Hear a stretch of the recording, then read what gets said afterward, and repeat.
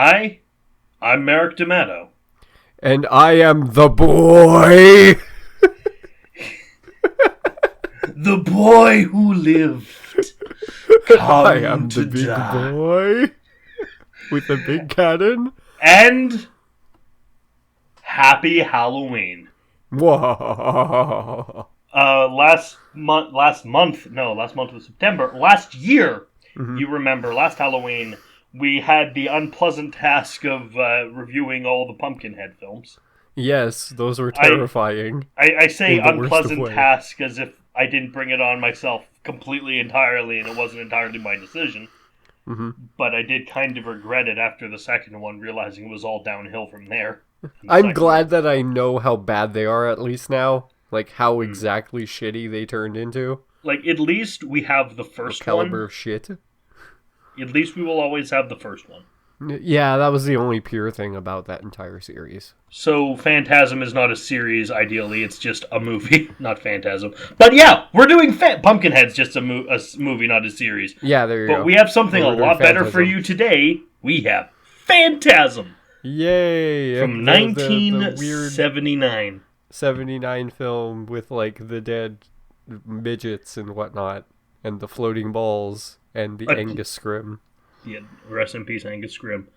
A teenage boy and his friends face off against a mysterious grave robber known only as the Tall Man, who keeps a lethal arsenal of terrible weapons with him. Which are balls. And, they're midgets. He's got balls and midgets. Midget balls. Midget balls. Midgets and balls, that's all he has. Midgets and balls and hearses, oh my. Got a 6.8 out of 10. Uh-huh. Stars a Michael Baldwin. I don't know which Michael Baldwin. It just says a Michael Baldwin. It's a Baldwin. I don't. Bill Thornbury, Reggie Bannister, Kathy Lester. It might be the youngest Baldwin, possibly. No, I'm just making a joke that his name. He's not credited as Michael Baldwin. He's credited as a Michael Baldwin. Yeah, I'm making a joke also by saying he's the youngest Baldwin. He might be a Baldwin. I don't know. An actual Baldwin? I don't think so. Well, yeah, they wouldn't have been able to get him for an independent 1979 film. Yeah, or anything after the first movie anyhow, because he wouldn't be able to carry a franchise. So, I have seen this one before. I first saw it back in high school. And I have seen this as well, not too long ago, maybe about a year or so ago, on your behest. Because you recommended it. It was very good. Anyway, without further ado, let's watch Phantasm. Phantasmagoria! No, it's not Phantasmagoria. A puzzle of films!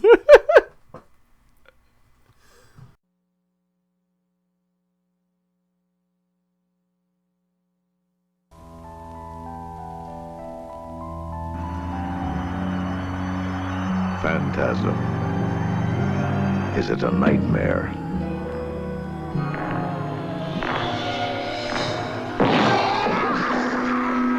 Phantasm. Is it an illusion?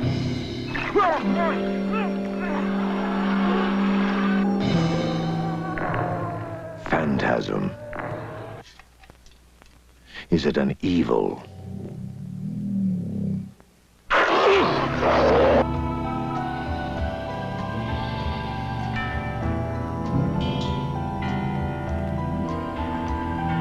You have to take me home. But why? No questions. You must take me home. Phantasm. Is it a fantasy?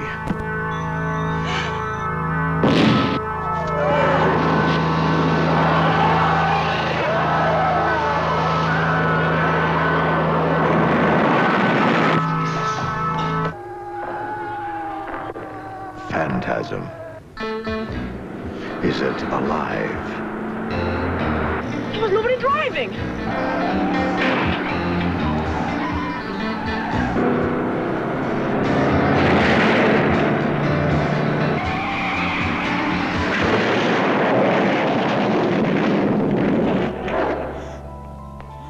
Whatever it is,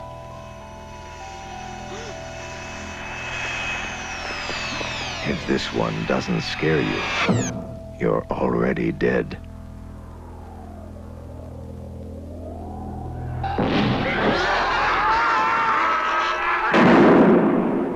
Phantasm.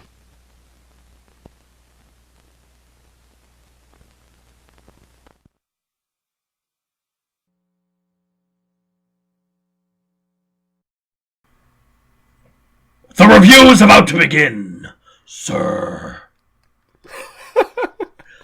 Oh, this movie is amazing. Yeah, I love this it. Movie It's so is good. Great. There's so many wonderful things about it.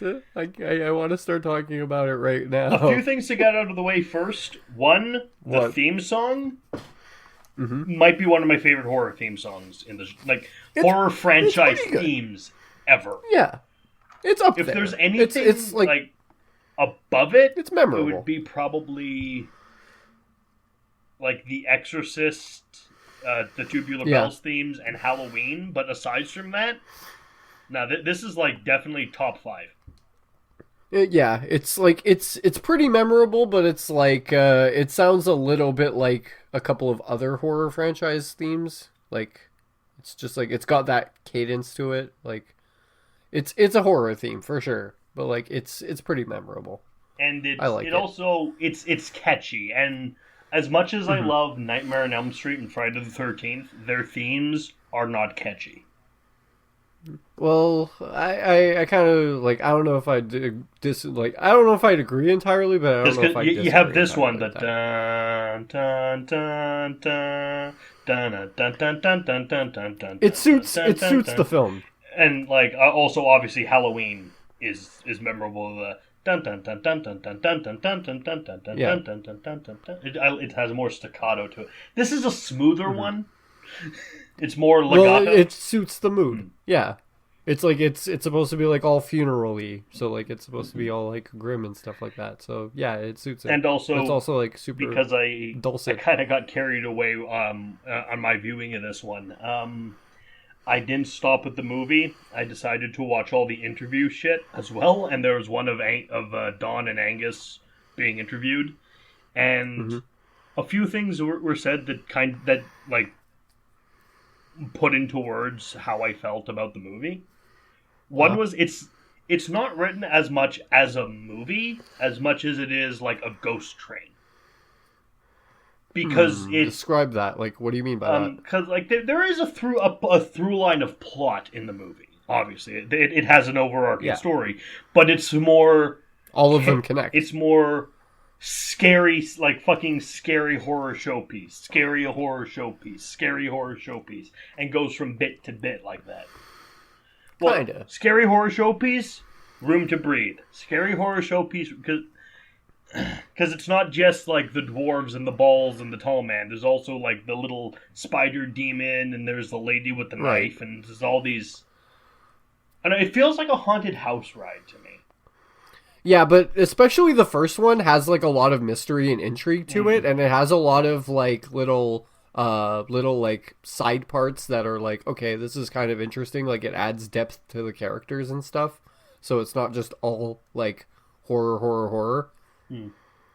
It's like it actually has like some sort of like mystery and sort of like it's got intrigue to it. So like you're constantly like asking yourself like, okay, what is this tall man?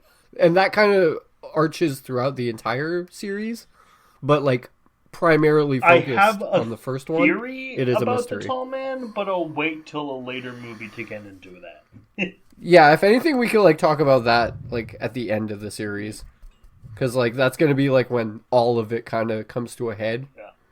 So like we could get to that. I'm at pretty the end. sure we're not going to get any like Pumpkinhead 2. It's really the tall man's son nonsense in this series. Yeah, I doubt it's gonna go there. Like I haven't watched the last one yet, but like that's when we're gonna get into like the actual like final climaxes and everything, and we're gonna actually get to see like real backstory for the tall man. We start out with a guy who I believe is called Tony or Toby or Tommy. It's Tommy. Thank you. It's Tommy. Tommy Tallarico. Yeah. And he's friends with our main two heroes. But our three main heroes actually. But at the moment, Tommy's a very lucky man. And he is... Yes. He's getting some in the graveyard. He is in the midst of acquiring carnal knowledge of the woman in lavender, played by Kathy Lester. She doesn't have a name beyond the woman in lavender. He's engaging in coitus with this blonde lady. But then, oh no, she has a knife. In the graveyard. And she stabs him with it. I do like and that. And then she's Angus Scrim? Like, yeah, because, like, okay, it's the main bad guy. Yeah.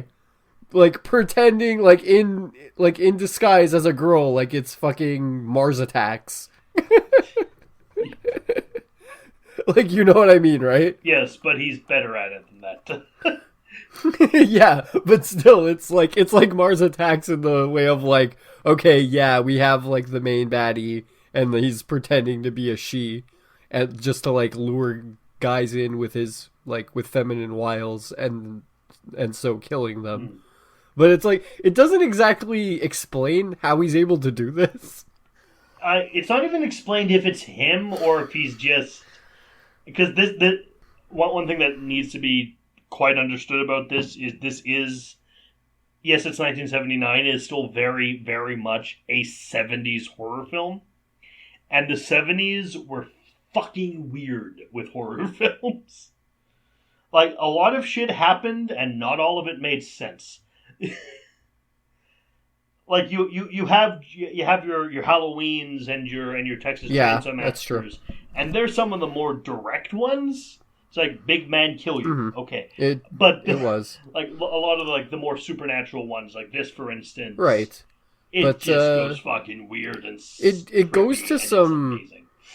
I don't know. It goes to some weird places, but like at the same time, it could have like a realistic explanation. Like, it could be like the wigs that he found in the basement and, like, finding other corpses or whatever. It could be that. But, like, we're not certain. Though it's still... The movie, like, a lot of its visual style and its just bizarreness and trippiness with a lot of it, it feels less like an American horror film and more like an Italian horror film. This is more in like the vein of Suspiria and Inferno than yeah, you're right on that. I could see how you're getting that from it. It's very spaghetti horror. Even though there's a lot of gore. Yeah. Now I will say, even though Don Coscarelli sounds like an Italian filmmaker, he is of Italian descent, but he is American. He's an Italian-American. This is not an Italian horror film. It has those references. Has the flavor of one. And that style. Yeah. It has the It's got the spice. Yeah.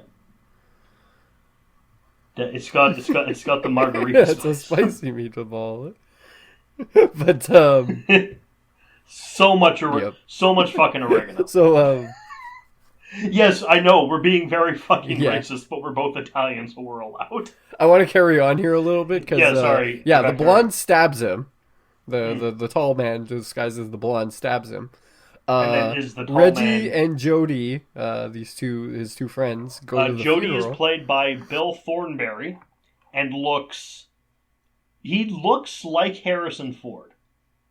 Yeah, he looks like he could be... Like, if fan films were a thing in the 70s, like, he could be... If you couldn't get... he looks like he could be, like, Han Solo stunt double. Yeah, he could. And then you have Reggie Bannister, the Ice Cream Man, played by Reggie Bannister. Ice Cream Man. Played by Reggie Bannister. The Ice Cream Man is coming. His actual name is Reggie, though? Yeah, the actor's name is Reggie Bannister. Wow, that's dope. And he's interesting because, A, he ends up being the protagonist of the fucking series, and two, he's, like, the first time I've seen an Ice Cream Man in a movie who isn't evil. I've seen a couple. Like, usually, like, there's Billy Kincaid in Spawn. There's the Ice Cream Man in The Ice Cream Man. Just, Ice Cream Men tend to be creepy. Okay. Well, there's the guy in Freaks, who's, like, supposed to be... Like, he's, like, kind of built up as the bad guy, but he turns out not to be. Spoilers. Oh, there's also, of course, lest we forget the Ice Cream Man in Assault on Precinct 13, who dies in like the first 15 minutes. Uh-huh. He wasn't. But I want to point something out here. Yes. At the funeral, they say that Tommy killed himself. Yeah. Which, honestly, on what planet does a knife wound to the chest dictate suicide? Okay, I will point out that in the movie Hannibal, Hannibal Lecter duct tapes a man to a fucking gurney, puts a noose around his neck, and cuts him open before kicking him out of a church steeple. And they ruled that as suicide. It's like, if that's suicide, he deserves a fucking award, because that is impressive. No, but like, god damn it. So he duct taped himself to the gurney and then committed harikiri. Excuse me? He what? He committed harikiri? Fucking son of a bitch, man. It's just like, on what fucking world, though, does a fucking knife wound to the fucking abdomen? Like, seriously, like, it's not some fucking shit from The Wire where, like, somebody gets fucking hung on a goddamn, like, on a goddamn fucking doorknob. Mm. Well, by a belt. Someone it's gets like, hung no. from a doorknob. But what? Someone in this movie gets hung from a doorknob, but we'll get... Yeah. But we'll get to that. That's more fucking liable. Like, that's understandable. More than a fucking knife wound to the chest is suicide, you know? Like, seriously, man, come on. maybe they didn't... Maybe he took the... Maybe the tall man took the knife out. We don't know. Yeah, but even for the 70s! Okay, but... A knife wound to Gio, the chest, dude! Gio. What? He's a supernatural being, and we don't know in what way he fucked with the body afterwards. What, the fucking dwarves hung him from a goddamn tree? It's possible. Fuck you. They have normal strength. Son of a bitch. The tall man's a psychic. He could have, like, whoop. You don't know. Even then. Come on. Even then. Like, seriously, dude. They're talking about Mike not being allowed to go to the funeral. Yeah. We also have the scene that I referenced at the beginning of the review, where Jody he's looking at something in the mausoleum. A lot of this movie takes place in this really, really cool white marble mausoleum that really adds to the Italian horror flair, just like the red on white. Yeah. A lot of it takes place there. Jody's there. He's looking at something, and then the tall man's hand lands on his shoulder, and the funeral is about to begin, sir. Mm-hmm. It's a good line. This is our introduction to the physical tall man. Because it's possible that the other tall man might be a hallucination. It's very unclear. Again, to quote, Phantasm, the delusion of a disordered mind. Yeah, but, like, it doesn't really matter whether, like, it's an illusion or not really, because, like, he's still, like, the mortician of the establishment, and he still does, like, the lifting up of the coffins, and, like, you see him walking around town and shit. So, like, that's not really an issue. Like, I'm more concerned about how the fuck they ruled out the fucking stab as the suicide, though, because it's not fucking D'Angelo Barksdale, you know? Come on. Meanwhile, Mike, who is played by Mike, A. Michael Baldwin, and he shows up, on a. He's doing BMX. Fucking donuts in the graveyard. He might as well be. He's spying on the funeral with binoculars. Yeah, I'm trying to hide in the bushes with binoculars. And it's so counterproductive. And then he sees after they put the guy in the ground, the tall man just lifts up a coffin himself. Yeah, he grabs Tommy's coffin. Yeah, and just like he grabs like the actual coffin that they were gonna put in the ground. He just lifts it, pops it into the hearse. Yeah, on his own. And then as Mike's driving away, the tall man looks Mike goes like, "What the fuck?" He like mouths it out. Yeah, it's great. Mm-hmm. And as Mike's driving away, the tall man just looks at him, gives the eyebrow, like raises his eyebrow, and the motorcycle flips over. Because he's psychic. Mind powers. He's a fucking level 8 psionicist. Cryptosporidium! Same voice actor played Invader Zim. Yeah, he did. It's awesome. So they're out in the... they're back at the house. Yeah, they leave the funeral, and it shows Mike having nightmares, I think. I think this is when he has the nightmare in the bed. No, he goes to see the grandma. Yeah, the grandma's the weirdest thing in the movie. Yeah, she's like a fortune teller psychic. But who speaks through her granddaughter. And they both have weird drawings of stars on their faces. I assume they're tattoos. Yeah. I assume they let them... And like, she let her granddaughter have a tattoo. And the rule is, don't be afraid. It can't hurt you if you're not afraid. And he sticks his hand in a box. I must not fear. Fear is the mind killer. Fear is the tiny death that brings total obliteration. I will allow the fear to pass over me and through me, and I will turn the inner eye to see its path. So he sticks his hand in a box, and it hurts. What's in the box? But there's nothing in the box because it's all pain, in his mind. Only pain. And so he leaves. It's just straight up dude. He leaves, I love it. And then the grandmother cements herself as like my third favorite character in the movie because she just starts laughing. It's like, oh yes, we played a joke on Mike. Also, give me $30. Yes, $30, please. $30 so I can make you grab imaginary boxes. And then stab you with imaginary needles inside the boxes. Great fucking business venture. She's really giving him the Bene Gesserit experience, okay? You can't falter on that. She didn't give him the star and crescent moon necklace from Dead Alive, though. That could have helped him. Well, because Nonna doesn't have to cheat right away. Oh, no. They have guns. Right. They have shotguns. They don't need Nonna's cheating pendulum. So, apparently, we learned not the secret, but the hobby of Mike. Mm-hmm. Somehow, Mike is a master mechanic. Yeah, he's good with tinkering things. He's a little handyman. It's pretty cool though. I like that as a feature for the kid. Mm. It gives him depth, and it comes into play in later movies. Mm-hmm. It reminds me of me, honestly, when I was about his age, tinkering with things in the garage with my dad. He also uses adventure game logic later on. He totally does. It's a cool trick what he uses later. So he tries to tell his brother Jody about the tall man lifting things, and Jody has the typical, "Oh, it's just in your head, kid." Yeah, it tries to like just talk him down. We see Jody and Reggie also like playing guitar. Yeah, they're jamming out. It's pretty cool. Yeah, and this is important. Is it? Because it's totally important. Reggie uses the tuning fork. Yes, the tuning fork. Right. You forgot about that, huh?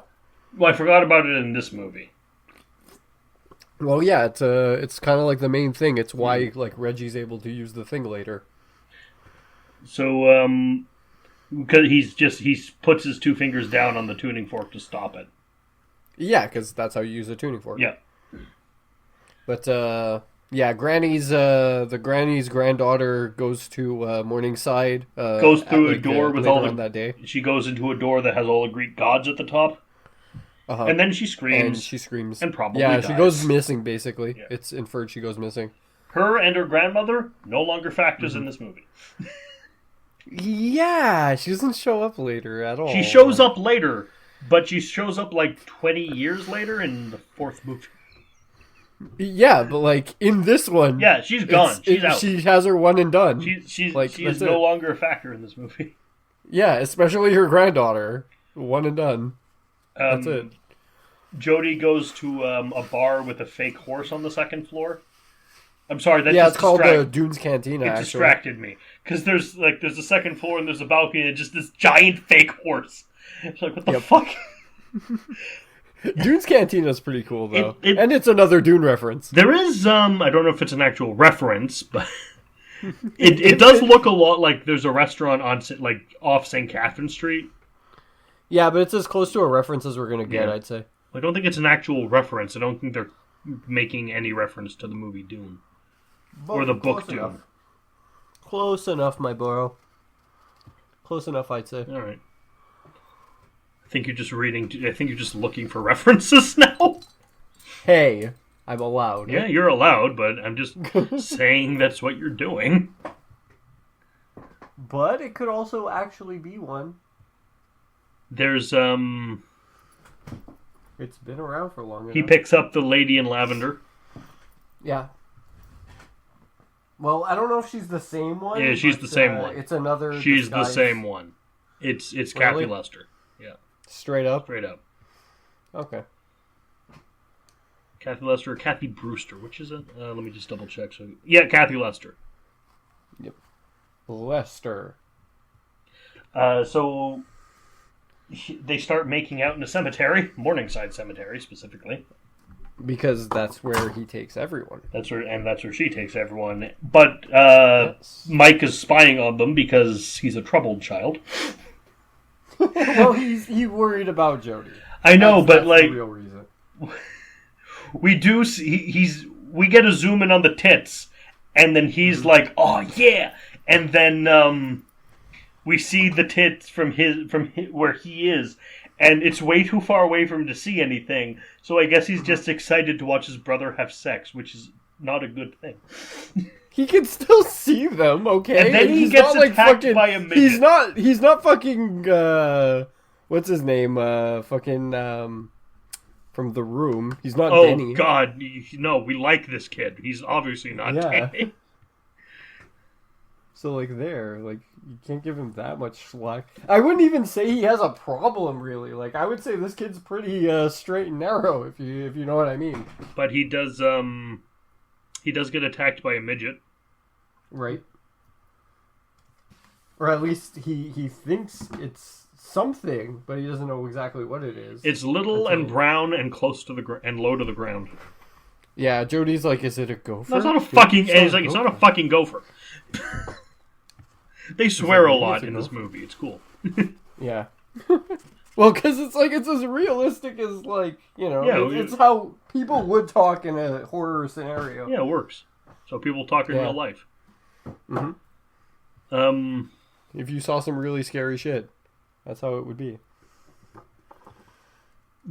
It attacks him again when he's working on a car. So he hits Jody in the foot with a fucking hammer. Mm-hmm. They end up going home. Jody leaves the girl though because like she's not there anymore when he goes back to get her. Yeah.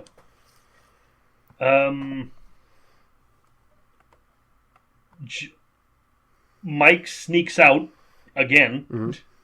He takes a hunting knife with him, straps it to the least accessible place on his body, which kind of bugs me. Like, yeah, I know you want to hide it, but if you put your your knife on your shin and then put your pants over it, if you need to get your knife, you now have to pull up your pants and just put it on your belt or something. Put it in your pocket. You have a jean jacket. Put it in your pocket. Yeah. Yeah, he could have been more easily accessible. So he commits vandalism. But horror movies. At least he has one. He commits breaking and entering. He does indeed. He just kicks in a fucking basement window and slides in. Hey, B&Es in this movie are a dime a dozen, alright? They break into this place like fucking at least 4 times. This is true. He gets in the basement. He hides when the tall man and some handyman come in. Yeah, it's some dude in a fisherman cap. Yeah. And the tall man. He sneaks into the main part of the mortuary with the white mausoleums and everything. Oh, something silly actually that I found at that point. Oh, yeah. When he's in the casket hiding from the guy with the fisherman cap, he puts the lighter on the edge of the casket, and then it jump cuts, and the lighter's in his hand, and he's coming out of the casket with it. Like, it just jump cuts, like, to his hand from the edge of the casket. I found that was pretty funny. I don't know how many people noticed it, but, like, Not me. I noticed. I was too enthralled in the film. Well, I noticed these little things. Little jump cut, like, transportations are funny to me. He sneaks into the main area of the mausoleum. The handyman, the caretaker guy catches him, chases him down, and then we meet the ball. This is the first time we see the ball. The ball. Everyone likes the ball. It's stylish. It's interesting. It's a simple mirrored sphere, and it's got deadly weapons. It flies at Mike, and produces 2 little hooked blades. Mike flees as you would. He flees, runs into the handyman, dodges the handyman, and the ball smacks the handyman right in the head. Sticks out a little drill, drills into his head, and then shoots out all the blood. It's cool. It's really cool. I like that a lot. And then a door explodes. It's a signature thing. Yeah, it is the main death, and it gets even progressively more over the top and delightful as the series goes on. Yeah, definitely, for sure. Because there are other models of ball. Yeah, like the third one shows some pretty crazy ones. I mean, I will say this basic one with the 2 little blades and the drill. It's my favorite. Yeah, it's classic. It's simple. Yeah. At a certain point, less is more. Yeah. But I'm with you on that. Less is not going to be more here when a door explodes, and the tall man's there and says, "Boy." He's just Kratos. He is. And then Mike fucking flees with the tall man moving quite quickly behind him. He's not running, but his legs are like the length of Mike's entire body, so he's keeping up. Yeah, he's able to just walk at the same pace as a kid can run. The kid gets to the basement, slams the door on the tall man's hand, and mustard comes out. Well, he cuts his hand, actually. He takes the knife and he cuts it. Well, you see the fingers flick, and he chops it with the knife, and then there's a lot of screaming, and the fingers are twitching in a pool of mustard on the ground. It reminds me of somebody else that cut their finger recently. Sorry, man. It's so okay. he takes the finger and puts it in a little box. And he comes home, and Jody's like, "Dude, where the fuck are you? Why are you sneaking out?" It's like, "Hey, yeah, I told you about the tall man. Yeah, and I've got one of his and how he's a fucking weird alien monster. Yeah, I cut off his finger." He shows the finger twitching in a box of mustard, and Jody's like, "I believe you." Imagine he's just like, "Hey, Jody, I have one of the tall guy's fingies in my box." Jody's just like, "I hope you don't mean what I think you mean." Ba-da-da-da-da-da. Whose box is it in? He might get arrested for that. He takes it down later, but it's turned into this like spider monster. It turns into like a fly, really. Like it starts buzzing around, but you lodge it into his hair, and they stick it down the garbage disposal. Yeah, and then Reggie comes in, and he starts talking about like handing out ice cream and needing Mike's help because he's good at crowd control. Yeah, he's like, "I remembered how good you were at crowd control. Hey, what's going on?" They tell him, and then they load up. Well, Reggie and Jody load up and go to the mortuary. Yeah. They lock Mike in his room with a screwdriver. So Mike adventure games. Oh yeah, Mike. We forgot to mention, like, Mike falls asleep on the stairs with the shotgun in his hands after he gets a hold of the finger. Yes. And like he still has a shotgun shell on him. Yep. Assumably. Yeah, so, he takes the shotgun. Like you see his thought process, of course. Yeah. He takes the shotgun, very, very carefully sticks a thumbtack into one end of it. And I know we probably don't have to do this, but we also probably do have to do this. Do not try this at home. He scotch tapes it to a hammer and hits the door with it, and obviously blasts a hole in the door. Yeah, this could have probably been solved with a lot less firepower because it was just a screwdriver spiking the door closed. It could have been solved with opening the window and climbing out. Yes, and probably would have been dealt with that way much better, actually, because the tall man is literally right outside his front door. So he goes outside, he opens the door, the tall man's there, but he does have a pistol, he grabs the pistol. He twitches to one side, the tall man moves too, and just, like, raises his hand and just, I've been waiting for you. Grab. Mm-hmm. And then puts him in the hearse. And kidnaps him with his army of dwarves. Put him on a plane so I can put him in a hearse. So, he's driving him to Morningside. Mike pulls out the pistol, shoots the glass out of the rear of the hearse. And escapes. And then shoots the tire, jumping out of the window and crashing the hearse with the tall man inside of it. Jody picks him up. And they get chased by a hearse driven by nobody. Yep. Jody brought a lot of shotguns. Yes. I love how many guns these people have. Many weapons. He brought the big weapons. So they're having a car chase. Mm-hmm. Then they trick the hearse into crashing into a tree, and inside they find the remains of Tommy, but he's a dwarf, and there's a big tree impaling him. They thought nobody was riding the hearse, but it was just Tommy as a midget. He weighs the same amount as he did before. Mm-hmm. He's just smaller, more compact, which is why the midgets are as strong as they are in the series. Yeah, because they still have all the same body mass. He's leaking yellow goo, and they stick him in Reggie's ice cream truck. Mm-hmm. And then they attack Morningside. It's not a full-on assault, really, right away. Like, we get a true but full-on their goal is to kill the tall man. Yeah, but, like, still, they're going up there trying to find him with, like, a Chateau gun. And, like, they didn't even really want to take Mike with them. But the last time they didn't want to take Mike with them, he blew a hole in the door. So they're like, may as well. It's like, okay, fine, kid. Alright, last time you blew a hole in the door and got captured anyway, so fuck it, we'll bring you. Yeah. You want to be on board, fine. In for a penny, in for a fucking pound. At least we can keep an eye on you that way. Yeah. In for a 9 mil, in for a Chateau gun show. They go in, they fight some balls, they shoot some balls.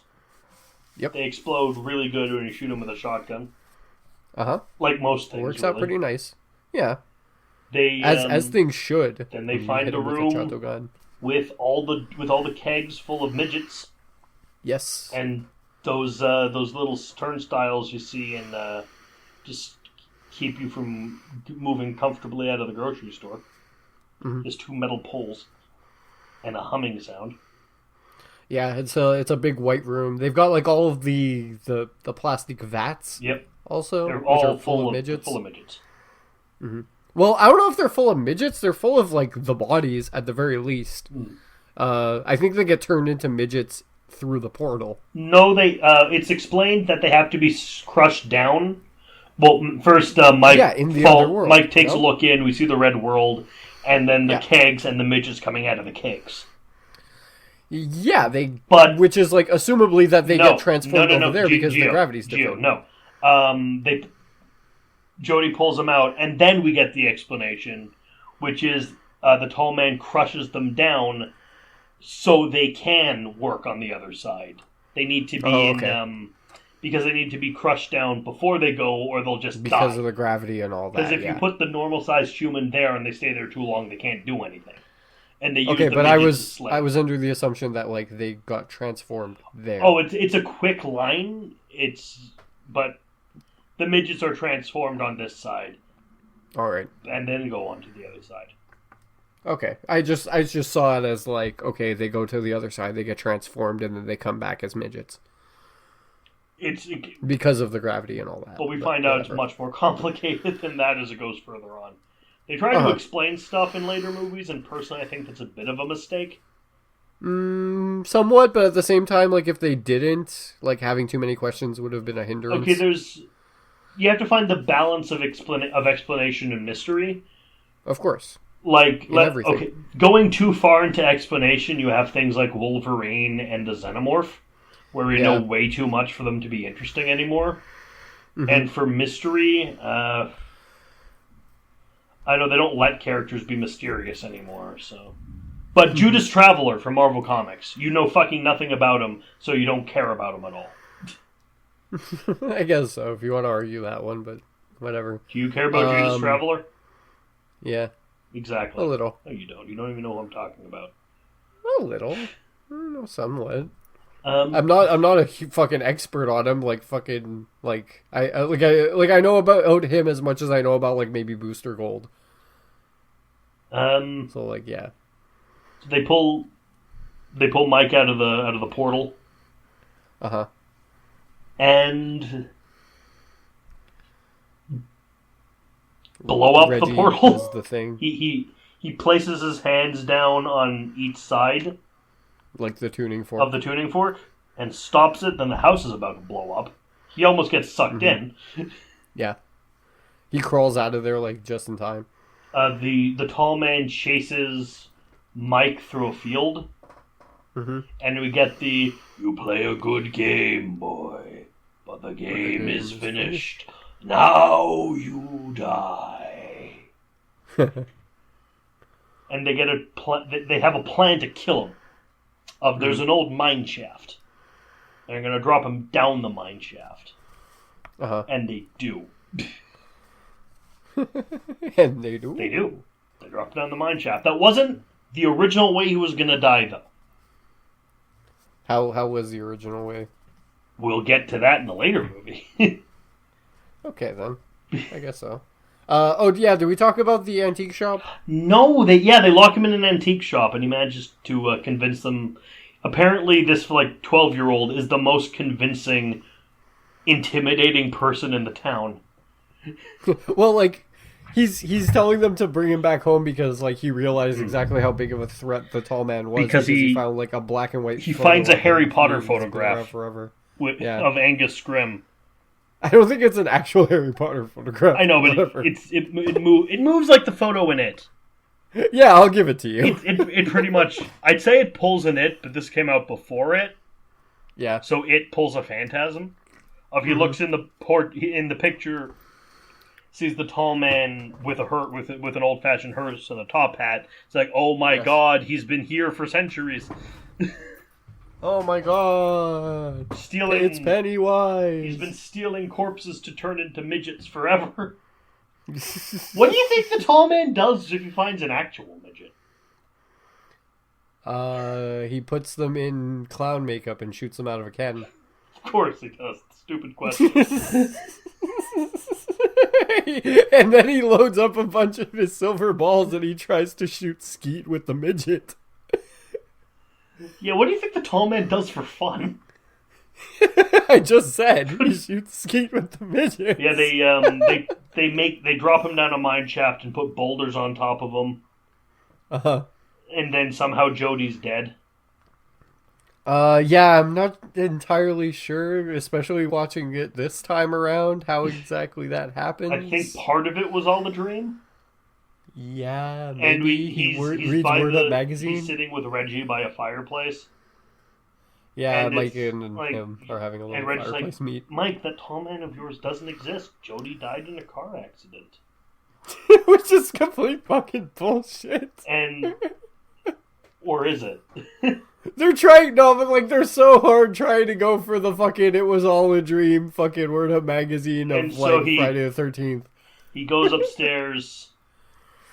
He's getting come on, we're gonna go for a change of scenery. Where will we go? We'll find out when we get there. Get your gear together. We leave when the sun comes up. Okay, he goes upstairs. Reggie plays something on the guitar, and he gets his stuff together. He closes his. He looks in the mirror, looks behind him, and his door closes with the tall man hanging off the back of it. He says, "Boy," and then then the dwarfs shoot out of his mirror and pull him in. My boy. That's Phantasm. Yep, that's the There's end of that one the- until the second one there. I mean, the first one might be a dream, but we probably isn't because we have the second one. But it's like apparently one read on it is it's a child coping with the death of his brother. So he had this big fantasy for it to somehow have meaning. And his parents too, because like right at the beginning of the find out his film, it's parents talking are about dead. the death of his parents and how he couldn't sleep for weeks But after the funeral. Yeah, the Tall Man is amazing. This movie's amazing. The Tall Man's amazing. This movie's the movie's great because of the Tall Man. He only has 5 lines and he makes the most of all of them. Yeah. Like, villains, when they speak, like horror movie villains, less is more when it comes to dialogue. Yeah, honestly, they have to carry a lot with just acting alone. Like, five lines is good, but then you get someone like later film Freddy Krueger, and he never shuts the fuck up. Yeah, which is where Freddy Krueger falls flat, honestly. Like, his acting, in terms of, like, just, like, his behavior and stuff. Like, it works in, like, the first 2 movies, maybe? And the third one. After that, just because the third one has some of the really memorable lines.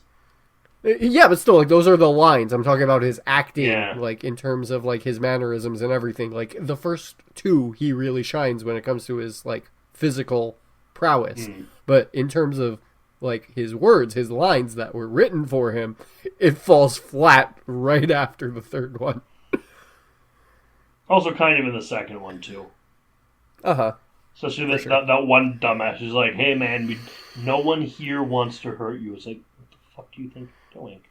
He just jumped out of a fight, you dumbass. Yeah. But they fell off after the third one. Angus Scrim is, well, the Tall Man, he works so well because he's like, you remember growing up, there was that like creepy old man who lived on your block.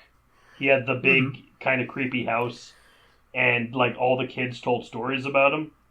Yeah, like Home Alone, or Monster House. But he was But you found out as you grew up that he's just a lonely old man and he's not really scary. Yeah, this isn't one of those movies. This is what if that the old man all the kids told scary stories about? It was real. What if they were all true? Yeah. And it works so well. He really does. He is the original Slender Man. He is like... yeah, fucking for sure. Slender Man has nothing on the Tall Man. If the two of them fought, fucking Angus would kick his ass. He'd fuck up Slender Man so badly, but like you could so easily see the similarities between those two characters. Yeah, mainly it's tall, skinny, black suit. Wears a suit. Harasses children. Right. And also has like a bunch of minion helpers. Yeah. And does freaky shit like distort your perception. We do see the woman in lavender again during the chase, but she just stands there and then she's not there. Yeah, also she stabs Reggie. Yeah, she does stab Reggie, but Reggie survives. Yeah. Uh-huh. But like still, that's like, she shows up like 3 times. Reggie always survives. Yeah. He has to. Because like he shows up in the other ones. But like you said, he becomes like the main character. But again, this is a great movie. It really is. I'm prepared to give it 10 severed fingers. 10 severed fingers? Yes. Okay, that's pretty good. Basically, I'm giving this movie full marks. Mm-hmm. Chopping off all the fingers of anyone who disagrees with me, or at least anyone who says it's a bad movie. I'm chopping off all their fingers. Yeah, I'm gonna give this Mike doing donuts on his BMX while fucking Angus Scrim shakes his fist in the front of the fucking Morningside like funeral home, just screaming, "Boy!" So basically, you want a Dennis the Menace style thing with the top end, like. Yeah, there you go. And he rolls exactly He rolls exactly 11 donuts with his BMX. I would like I'd like one where it's the tall man living with three of the dwarf creatures who decide to become musicians called Alvin, Simon, and Theodore. Fuck off. The Alvin and the Chipmunks movies would have worked if it had the tall man. Maybe. I'm not gonna argue that one. But at the same time, get fucked. It would at least been fun. Anyway, this is already feeling like a great start to this year's Halloween.